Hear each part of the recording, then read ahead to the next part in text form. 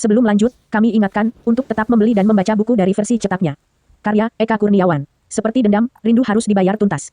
Chapter 2.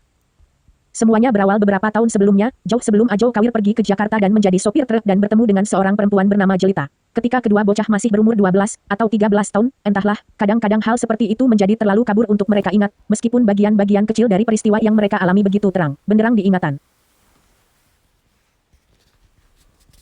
Mereka meninggalkan surau. Mereka belajar mengaji di surau, tapi terutama hanya untuk melarikan diri dari rumah. Mereka tinggal agak di pinggiran kota, dengan surau di pinggir jalan. Mereka berjalan di lorong-lorong di antara rumah-rumah.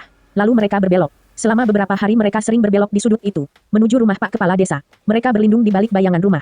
Mereka mendekati jendela, dan mengintip ke dalam. Untuk ketiga kalinya Pak Kepala Desa menikah, dan kini ia berada di atas tempat tidur bersama istri ketiganya itu. Pernikahan mereka baru berumur seminggu. Sepasang pengantin itu masih sangat bersemangat, dan penuh berahi. Aku suka buah dadanya, Ajo Kawir berbisik kepada si Toket. Seperti buah kelapa muda. Kurasa seperti pepaya. Pak Kepala Desa meletakkan kemaluannya di antara kedua buah dada istrinya. Ya, aku ingin mencobanya kelak kalau sudah kawin. Berdoa saja istrimu punya dada sebesar itu. Pasti sebesar itu. Ajo Kawir merogoh celananya, membetulkan letak kemaluannya yang membesar dengan posisi yang tak membuatnya nyaman. Ia terus memegangnya, seolah tak ingin melepaskannya lagi. Basah, mereka kembali ke surau. Ajo Kawir pergi ke kamar mandi kecil di samping surau dan mandi, sementara si Toket tiduran di teras, di sebuah dipan besar di samping beduk. Si Toket mengingat-ingat bentuk buah dada istri Pak Kepala Desa, dan berpikir siapa di antara teman-teman sekolahnya yang kelak bakalan memiliki buah dada sebesar itu. Ia mencoba menyebut nama-nama di dalam kepalanya, dan berpikir suatu hari nanti ia akan melamar salah satu di antara mereka. Di malam pertama, ia berjanji akan meletakkan kemaluannya di celah buah dada istrinya. Ajo Kawir selesai mandi dan muncul dengan rambut basah. Ia mencoba mengeringkan rambutnya dengan mengusap-usapnya dengan telapak tangan. Kenapa kamu harus mandi malam begini? Aku basah. Aku juga basah. Aku mau salat. Tahajud. Demi Tuhan, untuk apa? Siapa tahu dosaku bisa terhapus. Tadi itu bukan dosa. Itu dosa. Si Toket tak suka berdebat terlalu lama. Ia menyerah dan membiarkan Ajo Kawir masuk ke surau dan salat. Ia tak tahu apakah salat tahajud dipakai untuk hal seperti itu atau tidak. Ia tak peduli. Ajo Kawir bisa salat apa saja semaunya. Mereka pergi mengaji tapi sebenarnya tak tahu apa-apa. Ia hanya tahu salat 5 waktu, dan mereka jarang melakukannya. Ajo Kawir datang ke toko kelontong Wasami dan duduk di satu kursi, lalu mengeluarkan beberapa jilid. Komik. Komik apa itu? Tanya Wasami. Wasami bilang, anak zaman sekarang terlalu banyak membaca komik, begitulah kenapa mereka bodoh dan tolol di sekolah.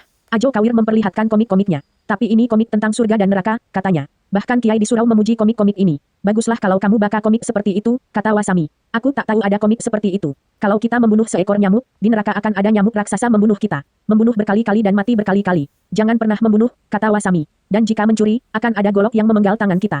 Putus, tumbuh, begitu terus. Jangan pernah mencuri. Iwan Angsa pernah membunuh dan merampok. Ia sudah tobat. Kalau aku membunuh dan merampok, aku juga bisa tobat. Komik itu tampaknya tak berguna buat otakmu.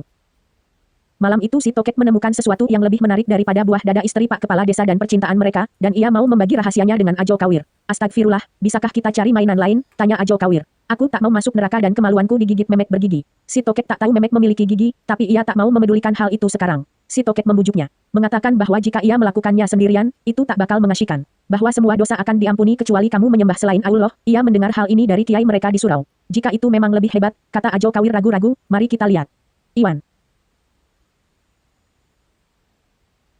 Angsa dan Wasami bahkan tak menyadari malam itu sesuatu yang luar biasa akan terjadi kepada si Toket dan Ajo Kawir. Seperti sering terjadi, mereka tak terlalu peduli melihat si Toket keluar menjelang tengah malam. Ajo Kawir datang 10 menit sebelum waktu yang mereka janjikan, dan si Toket mengeluarkan sepeda milik Iwan Angsa dari dapur. Si Toket menyuruh Ajo Kawir duduk di boncengan, dan tanpa pamit mereka pergi. Sepanjang perjalanan Ajo Kawir berkali-kali bertanya kemana mereka akan pergi dan siapa yang akan mereka lihat. Si Toket hanya berkata, lihat saja dan tutup mulutmu. Sejak malam itu, si Toket sering merasa sangat bersalah telah menjerumuskan Ajo Kawir kepada hal-hal yang buruk. Pada dasarnya Ajo Kawir anak baik, begitu si Toket akan berkata. Di antara teman-teman sepermainan mereka, Ajo Kawir yang paling rajin pergi ke surau. Di sekolah nilainya tak pernah memalukan. Paling tidak, tak sememalukan dirinya. Dan di waktu luangnya, bersama si Toket, ia paling sering menyibukkan diri mengejar penyewa buku yang datang 3 hari sekali mengendarai sepeda. Semua buku dibacanya, tapi entah kenapa, komik-komik tentang siksa neraka paling sering dibicarakannya. Si Toket bisa mengira, dari komiklah Ajo Kawir menemukan memek bergigi yang menggigit kemaluan lelaki yang suka berzina, sebagai satu gambaran neraka. Barangkali karena gambar itulah, masuk neraka memang hal paling menakutkan untuknya. Mengingat hal tersebut, si Toket sering berpikir, barangkali sebaiknya malam itu ia tak membawa Ajo Kawir ke tempat rahasia tersebut. Tetapi hal itu telah terjadi. Malam itu mereka menelusuri jalan raya yang lengang. Hanya 1-2 kendaraan lewat. Angkutan kota sudah lenyap. Begitu keluar dari kampung, jalan itu membelah sawah di kiri kanannya, dengan pohon-pohon mahoni menaungi di pinggiran, menuju arah pusat kota. Kemana kita? Kamu akan tahu. Si Toket membawa Ajo Kawir ke sebuah rumah tak jauh dari pinggir jalan, agak terpencil karena rumah-rumah terdekat jaraknya sekitar 100 atau 200 meter. Ajo Kawir mengetahui rumah siapa itu. Ia merasa tak nyaman. Ia sedikit ketakutan. Itu rumah Rona Merah. Ajo Kawir segera bilang bahwa Wasami berkali-kali sudah mengatakan agar tidak mengganggu perempuan itu. Dan ia sama sekali tak berniat mengganggu perempuan itu. Ia bahkan tak berniat melihatnya. Tapi si tokek kembali berkata, lihat saja dan tutup mulutmu. Kamu belum pernah lihat yang ini.